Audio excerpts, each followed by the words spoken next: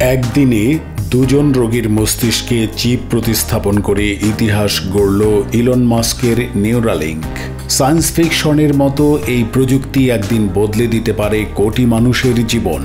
মানবদেহ ও প্রযুক্তির সংযোজনে নতুন অধ্যায় শুরু করল ইলন মাস্কের প্রতিষ্ঠান নিউরালিঙ্ক। একদিনে দুইটি সফল অস্ত্রোপচারের মাধ্যমে প্রতিষ্ঠানটি দুজন রোগীর মস্তিষ্কে চিপ প্রতিস্থাপন করেছে।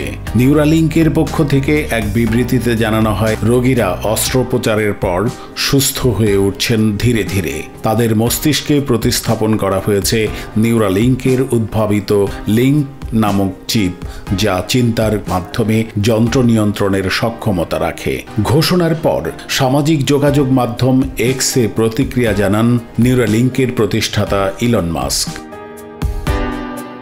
এর আগেও নিউরালিঙ্ক এমন এক নজির স্থাপন করেছিল। 2024 সালের মার্চে প্রথমবারের মতো একজন পক্ষাঘাতগ্রস্ত ব্যক্তির মস্তিষ্কে এই চিপ প্রতিস্থাপন করে তারা।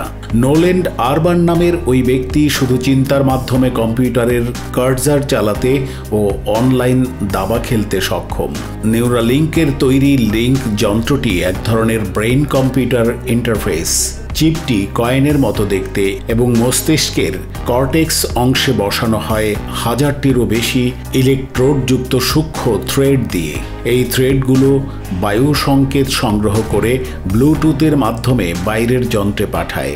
সবচেয়ে চমকপ্রদ বিষয়, পুরো প্রক্রিয়াটি সম্পন্ন করে নিউরালিঙ্কের নিজস্ব রোবোটিক সার্জন, যা মানুষের তুলনায় অনেক নিখুঁতভাবে কাজ করতে সক্ষম। নিউরালিঙ্কের প্রাথমিক লক্ষ্য পক্ষাঘাতগ্রস্ত মানুষের জন্য কম্পিউটার বা প্রস্থেটিক ডিভাইস নিয়ন্ত্রণে সক্ষমতা দেওয়া। দীর্ঘমেয়াদে তাদের লক্ষ্য দৃষ্টিভঙ্গি হ্রাস, স্মৃতিভ্রান্তি, শ্রবণ প্রতিবন্ধকতা, হতাশা কিংবা স্নায়ুবিক সমস্যার মতো জটিল রোগের সমাধান। তাই বিশেষজ্ঞরা বলছেন প্রযুক্তিটি এখনও রয়েছে প্রাথমিক পর্যায়ে। যদিও যুক্তরাষ্ট্রের FDA ক্লিনিক্যাল ট্রায়ালের অনুমোদন দিয়েছে, তবুও প্রতিষ্ঠানটি এখনও তাদের গবেষণার স্থান, দীর্ঘমেয়াদী নিরাপত্তা ও কার্যকারিতা সম্পর্কে বিস্তারিত তথ্য প্রকাশ করেনি। নিউরালিঙ্ক হয়তো ভবিষ্যতের চিকিৎসা বিজ্ঞানের দরজা খুলে দিচ্ছে। এই প্রযুক্তি বাস্তব রূপ পেলে হয়তো মস্তিষ্কের সংকেত দিয়েই নিয়ন্ত্রণ করা যাবে আধুনিক দুনিয়ার যন্ত্রপাতি।